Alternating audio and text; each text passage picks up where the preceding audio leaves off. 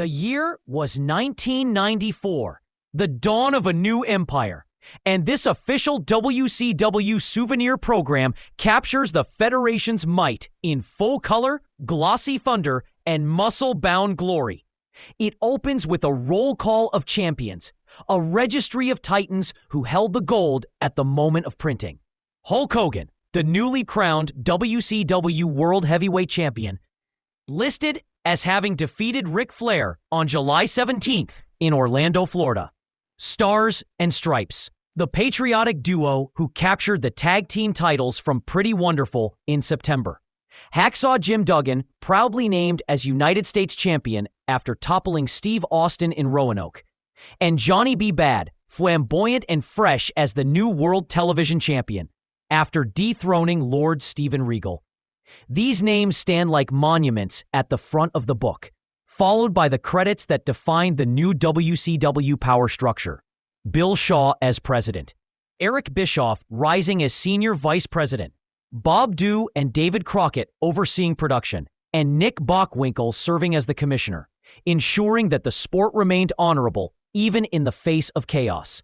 Then come the profiles, each one a poster, a biography, and a war cry in print.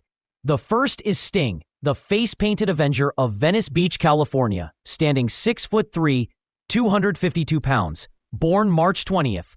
The eternal crowd favorite, whose setbacks only sharpened his fire. The text chronicles his battles against Ric Flair and his bitter run-ins with Vader and Harley Race. Matches where he had victory stolen by interference and deceit. Yet the copy paints him as unbroken, a hero in the prime of his career, beloved by little stingers around the world, ready to chase every championship WCW could offer. His signature Scorpion Deathlock and 3 World Heavyweight reigns stand as proof of his power, and his resolve burns on every line of the page. Opposite Sting's optimism is the unstoppable Vader, a 450-pound juggernaut with NFL roots and unmatched agility for a man of his size. The bio lists his 3 WCW World Heavyweight reigns, his famed top rope Vader salt, and his reputation as a destructive force across 3 continents. It speaks of his manager Harley Race, the cunning tactician guiding the monster's wrath toward Hulk Hogan, the champion he's determined to crush. Vader's section is not written. It roars, emphasizing that his power, athleticism, and thirst for domination make him a global nightmare in boots. Then the tone shifts to Americana, with Hacksaw Jim Duggan, a barrel-chested patriot carrying his 2x4 and Old Glory. The piece reads like a salute. Recounting Duggan's roots in amateur wrestling and football, his stint in the NFL, and his straightforward, blue-collar brawling style. Duggan, it says, doesn't wrestle for finesse. He fights for pride and the people, earning the moniker the People's Champion. His simple life and down-to-earth nature made him one of the sport's most beloved figures. The Flash returns with Johnny B. Bad, the confetti firing, feather-haired showman whose ring entrances evoke Broadway more than the brawls of Atlanta. The magazine calls him one of the most glamorous wrestlers since Gorgeous George, a mix of athletic skill and showbiz sparkle. His triumph over Lord Steven Regal at Fall Brawl 1994 is celebrated as the realization of a dream, finally winning the WCW World Television title after months of near misses and dirty tricks from Regal and Sir William. Yet beyond the ring, the text highlights Johnny's charity, his visits to schools and hospitals, his campaigns against drugs, and his dedication to children's education, a babyface both in and out of the squared circle. Then the spotlight widens for Stars and Stripes, Marcus Alexander Bagwell and the Patriot, 2 All-American heroes who captured the WCW Tag Team titles in September 1994. The spread is drenched in red, white, and blue, describing Bagwell's evolution from a model athlete to a true ring technician, while the Patriot's experience in Japan sharpened his style to match his symbolic gear. Together, they represent discipline, training, and respect. Role models for youth and flag bearers for WCW's wholesome spirit. Their clean-cut charisma defines them as the perfect role models for the youth of today. But the brightness dims as the next name looms, Stunning Steve Austin, a Hollywood loudmouth with arrogance as large as his ability.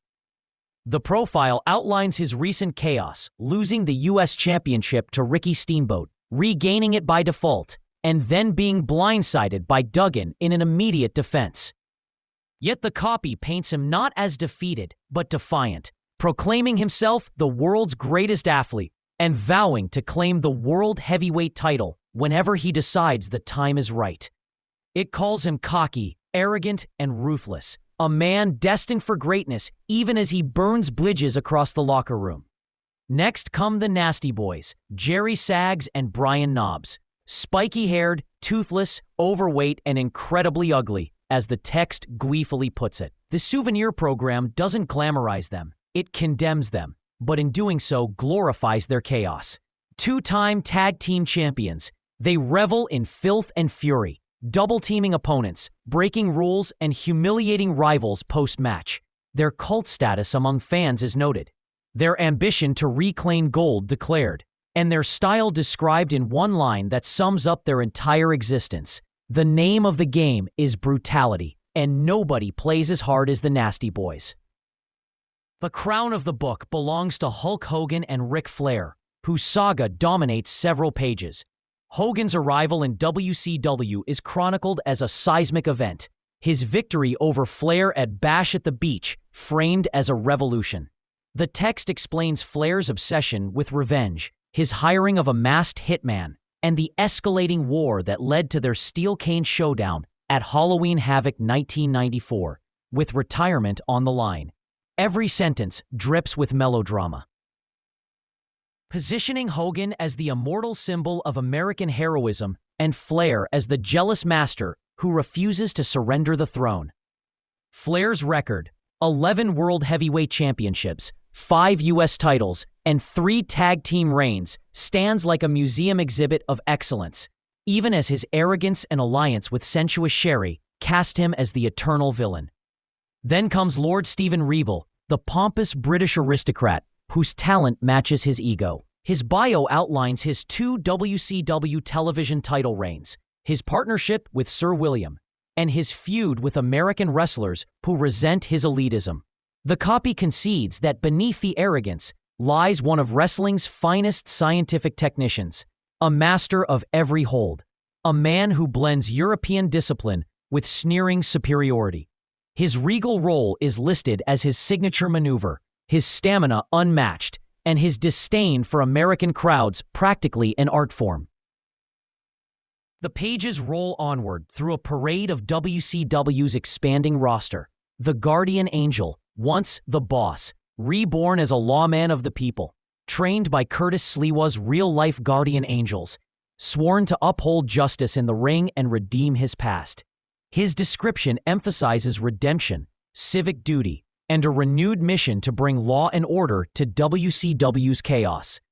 Tag Team Turmoil returns with Pretty Wonderful, the duo of Paul Orndorff and Paul Roma, described as the most reviled team in WCW. Both veterans of gold, both cheaters by instinct.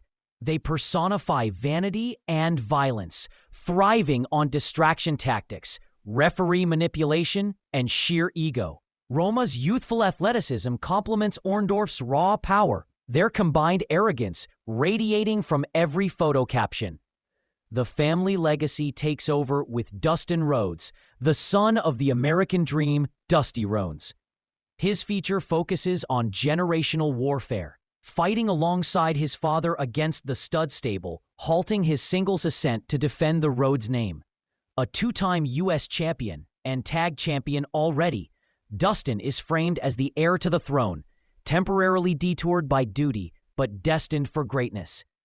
The Honky Tonk Man follows, described with scathing humor as an Elvis impersonator and self-proclaimed greatest champion of all time.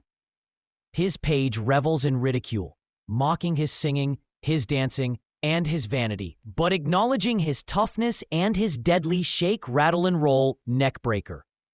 The tone drips with irony, part disdain, part admiration, for a showman who thrives on irritation. Then the energy spikes again with Flyin' Brian Pillman, portrayed as one of the sport's premier light heavyweights. His legendary matches with Jushin Thunder Liger are hailed as classics, his chops described as lethal, and his determination as boundless. The text revisits his firing and reinstatement after fan uproar, his split from Steve Austin, and his fiery independence. Equally effective in singles or tag competition, Pillman is profiled as a high flyer with unfinished business and unresolved grudges. The program's closing pages darken with the stud stable, Colonel Robert Parker's Southern War Machine, featuring Arn Anderson and Bunkhouse Buck. Anderson's accolades: 5-time tag champion, 3-time TV champion, read like a resume of destruction. His betrayal of Dustin Rhodes and allegiance to Parker's money make him one of WCW's most hated men. Buck, the wild-eyed farmhand from Bucksnort, Tennessee, completes the team's brutality, a brawler who thrives in chaos and detests Texans with a fiery passion. Then, in true WCW theatrical fashion, the program ends with madness. Kevin Sullivan, a mixture between Napoleon and Hannibal Lecter, a violent genius who attacks foes, allies, and even fans. His bio describes his feuds, his weapons, and his mania: hammers, scissors, pliers, and all, before transitioning into his fractured rivalry with his brother, Dave Sullivan, the Hulkamaniac simpleton who wrestles in Hulk Hogan's actual boots and loves the Hulkster with childlike devotion. Their sibling war embodies both comedy and tragedy, closing the program on a perfect WCW note: bombastic, unpredictable, and utterly unforgettable. Across 21 pages, his souvenir program becomes more than a keepsake. It's a time capsule of a company on the rise, a snapshot of the WCW roster as it transformed from regional rebellion to national powerhouse. Heroes, villains, maniacs, patriots, and icons. Every name on these pages carries a story that shaped the mid-90s wrestling boom. From the Scorpion Deathlock to the Leg Drop, from the Vader Salt to the Shake, Rattle, and Roll, this is WCW at its rawest, loudest, and most electric moment.